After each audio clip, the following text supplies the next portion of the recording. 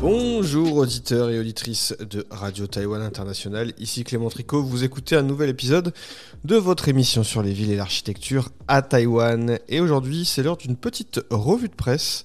On va parler de plusieurs choses, on va parler de plusieurs annonces d'architecture qui ont été réalisées, notamment une signature d'un musée par Kengo Kuma, un archistar japonais. On a aussi MVRDV, une entreprise néerlandaise, un cabinet d'architecture, qui a dévoilé des plans pour un nouveau marché à Taïwan. Et puis, on va parler d'un record assez exceptionnel d'un couple qui a fait le plus grand nombre de bubble tea. Vous savez, c'est thé aux perles, en 24 heures. Voilà, on va suivre un petit peu ça, c'est assez amusant. Et puis, on quelques brèves à la suite de cette revue de presse. On commence avec des choses sérieuses et encore que Kengo Kuma a signé un nouveau bâtiment à Taïwan, un musée avec un grand jardin, avec son toit en bois torsadé qui fait office de jardin. C'est un nouveau musée à Taichung, dans le centre-ouest du pays, qui a été réalisé par le cabinet d'architecture Kengo Kuma et associés. Alors c'est niché au pied d'un gratte-ciel, nous dit un article de Dizen. Ce musée comprend 2 niveaux d'expo répartis entre le rez-de-chaussée et le sous-sol. Il est surmonté d'une toiture végétalisée qui descend jusqu'au niveau du sol à l'avant du bâtiment. Et donc c'est un clin d'œil à la Greenway Calligraphy, le parc public qui est juste à côté. Et donc le cabinet d'architecture explique que la majeure partie du musée a été enterrée afin de maintenir les avant-toits bas et d'atténuer l'impression d'oppression du bâtiment. Il faut savoir que la ville de Taichung est une ville qui a effectivement monté en hauteur avec des bâtiments au cours des dernières années. Et là, ici, on vient en contrebalancer avec un musée relativement bas en termes de hauteur, mais aussi avec cette toiture végétalisée qui est un petit peu l'événement dans le bâtiment. Autre élément mis en avant par le cabinet d'architecture, le fait que ce musée soit mis en connexion avec la Calligraphy Greenway, qui est un réseau, on va dire, naturel et d'espaces verts de la super métropole de Taichung. C'est une manière de relier le réseau d'espaces verts avec le développement privé. Et là, ici, ça se passe autour d'un musée d'art dans lequel il y aura des expositions temporaires qui vont s'alterner les unes après les autres. Et tout ça, à l'intérieur, si on parle un peu de structure, c'est une structure en acier avec des grandes baies vitrées aussi et une toiture qui, elle, est réalisée en bois. On a notamment des grandes persiennes en bois qui ornent l'avant-toit du bâtiment. Et le studio d'architecture a justement ajouté du lierre en surplomb pour essayer de brouiller la frontière entre les aspects de construction architecture et les espaces un peu plus naturels. Alors ce musée qui s'appelle le CMP Inspiration s'articule autour d'un escalier en colimaçon qui mène à un espace de détente sur le toit. Donc on peut y accéder directement depuis le niveau de la rue. C'est aussi ça qui est intéressant, ça se fait beaucoup en architecture aujourd'hui d'aller offrir comme ça l'accès au toit de manière assez récréative et amusante et sans avoir forcément besoin de rentrer dans différents espaces. Et donc pour ça, le cabinet d'architecture explique que c'est en créant un espace d'exposition organique qui va différer d'un cube blanc abstrait. Ils ont tenté d'immerger la nature dans la ville, à la fois en termes de paysage et d'expérience. C'est vrai qu'à Taïwan, il y a beaucoup de musées et on reproche parfois à des musées d'être juste des grands cubes blancs dans lesquels on vient mettre de l'art. Là, il y a une espèce d'architecture d'événements qui justifie aussi, comme ça se fait beaucoup dans d'autres musées à travers le monde, qui justifie aussi peut-être la venue pour venir voir un petit peu comment ça se passe sur place et puis pour les amoureux de l'architecture aussi. On va passer à un autre bâtiment, cette fois-ci présenté par MVRDV qui a dévoilé des plans pour un nouveau marché superposé à Taïwan. C'est donc le cabinet MVRDV est connu à Taïwan pour avoir proposé déjà un autre marché à Tainan qui n'est pas très très réussi, mais qui a par contre réussi toujours dans cette ville de Tainan la conversion d'un ancien centre commercial en espace public en forme de grands lagons qui vient ouvrir une ancienne verrue urbaine en plein cœur de ville et qui est devenu un magnifique espace public qui a fait beaucoup le tour du monde et qui était très médiatisé. Là, il propose un nouveau marché modulable composé de différents volumes superposés et ce serait à Jubei, à Taïwan. Là, on se trouve un peu plus au nord vers Hsinchu.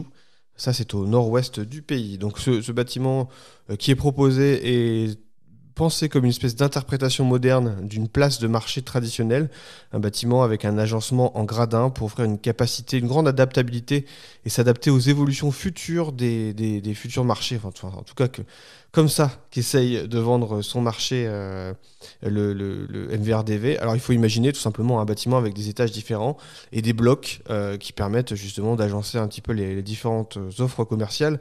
Jusque-là, rien d'exceptionnel, mais en tout cas c'est très bien vendu de la part de MVRDV, toujours fort en communication. Et donc on a cette idée de marché qui est organisée à travers des cubes, c'est pour ça que ça s'appelle le Market Cube.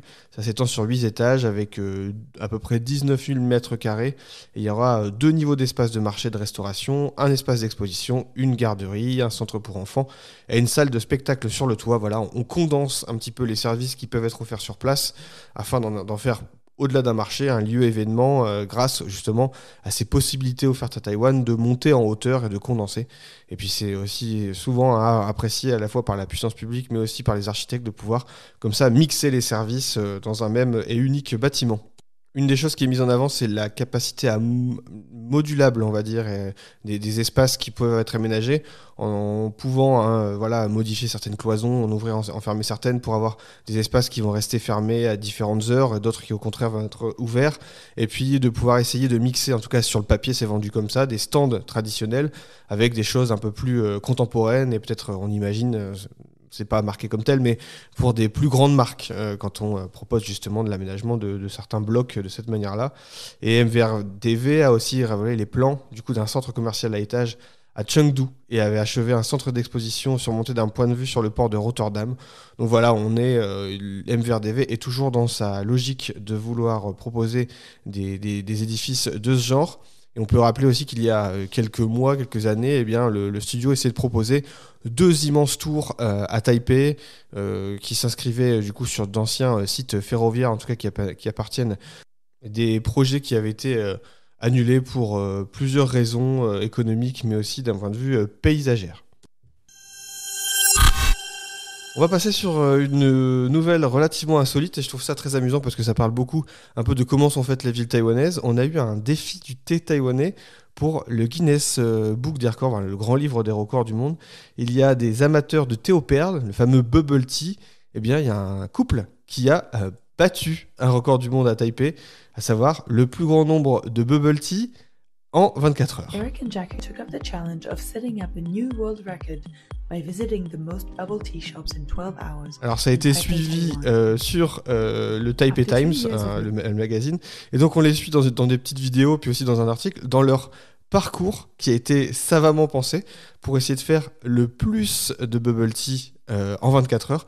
Donc il faut imaginer que c'est quand même un grand périple dans Taipei, mais c'est aussi une belle petite consommation du thé relativement sucré. Je suis pas sûr que ce soit très très bon pour la santé, sachant qu'à chaque fois, pour garantir le record, il fallait qu'ils achètent une boisson dans chaque boutique de thé, consommer au moins 250 ml et ne se déplacer seulement à pied ou en transport en commun et obtenir la signature d'un vendeur.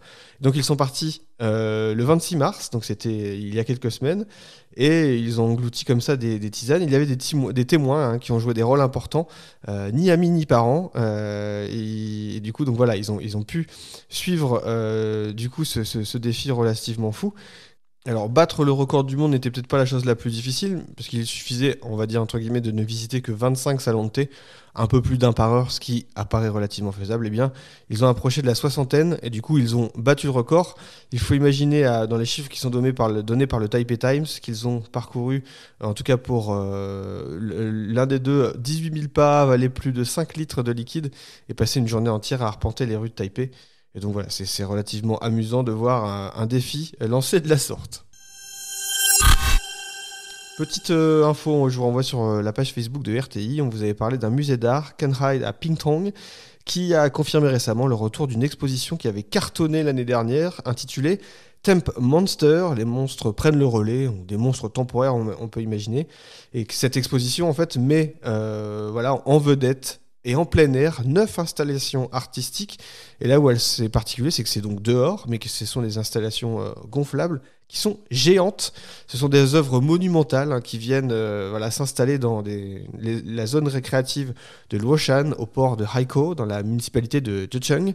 Et c'est du 25 avril au 27 juillet, donc ça commence très bientôt. C'est amusant, ça va cartonner sur Instagram, on peut quasiment en être sûr, avec plusieurs pépites, des œuvres qui ont été réalisées par exemple par des artistes japonais. Il y a un énorme chat, un énorme lapin, une grande balle, une fille et un chat, etc. Ou encore un canard livre ou un petit lutin du Nord. Alors ce genre de choses, eh bien ça cartonne toujours, notamment à Taïwan. Et puis voilà, c'est une belle animation, ça permet de faire aussi vivre les villes de manière relativement surprenante, mais toujours aussi amusante.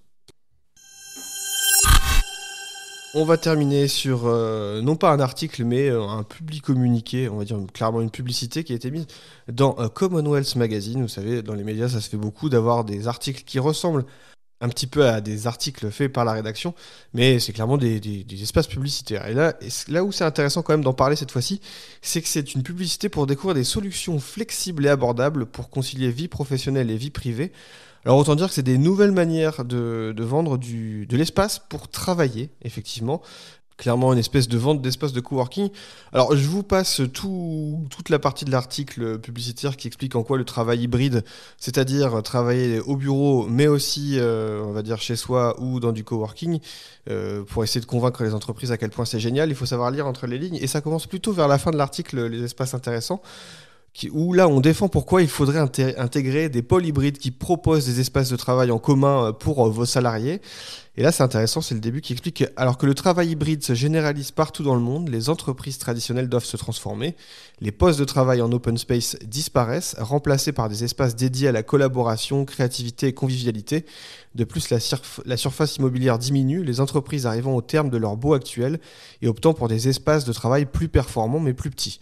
Alors ça c'est une manière gentille de dire que les entreprises ont peut-être moins d'argent qu'avant pour avoir des grands bureaux et qu'il faut trouver des espaces plus petits et que le grand open space est remplacé parfois par ce qu'on appelle du flex office, ce qui effectivement entraîne peut-être un dynamisme des employés, mais souvent est assez mal perçu, parce que ne plus avoir son bureau, parfois, c'est contre-productif. Et puis voilà, être obligé de réduire l'espace de travail, c'est aussi parce que l'immobilier coûte cher et qu'on invente d'autres principes. En tout cas, voilà, on vend cette fois-ci des espaces comme ça de coworking, quelque part sous-traités, plutôt que d'avoir des bureaux d'entreprise. Et donc, l'idée, c'est, ils insistent à quel point il faut bien choisir ces espaces comme ça pour le travail hybride, pour justement le bien-être des salariés.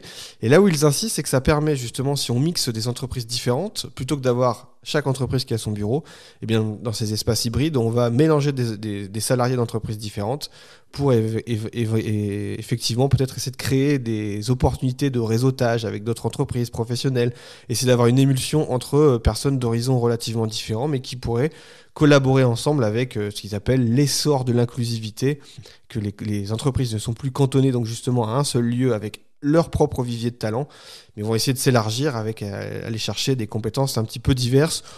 Disons aussi, côtoyer des freelances, c'est pas écrit dans l'article, mais on peut aussi supposer que ça permet d'avoir des gens, de sous-traiter à des personnes sans avoir à embaucher. Mais bon, vu qu'on connaît quelqu'un du coworking qui, lui, est indépendant, c'est pratique aussi de passer par lui sans envie d'embaucher quelqu'un. Et alors là, il y a aussi une chose intéressante, ils expliquent que d'ici 2031, plus de 25% des actifs auront plus de 55 ans, et que nombre d'entre eux, selon leurs études, choisiront de retarder leur départ à la retraite. Alors, j'imagine que ça dépend des pays, cette volonté de retarder le départ à la retraite pour travailler le plus longtemps possible. Ça, à mon avis, c'est un débat qu'on pourrait avoir avec les auteurs de l'article. Je vous passe aussi tout ce qui est développement durable, réduction du nombre d'espaces de mètres carrés de bureaux, etc. Mais une chose sur laquelle ils insistent aussi, c'est un avantage pour les familles, en disant que si on réduit les temps de trajet et qu'on permet aux salariés de travailler plus proche de chez eux sans devoir faire beaucoup de temps dans les transports pour aller au bureau, eh bien, c'est plus pratique pour les parents. Bon, en tout cas, ça a le mérite d'ouvrir le débat, puisqu'à Taïwan, c'est un sujet relativement grave, on va dire, la question de la démographie, et que ça ouvre au moins les débats et les échanges sur quelles conditions de travail on veut offrir aux salariés pour leur permettre d'envisager d'avoir des vies de famille. En tout cas, on arrive au terme de l'émission. C'était Clément Tricot, vous écoutiez La Villa en pratique, c'était une revue de presse. Moi, je vous dis à bientôt, portez-vous bien.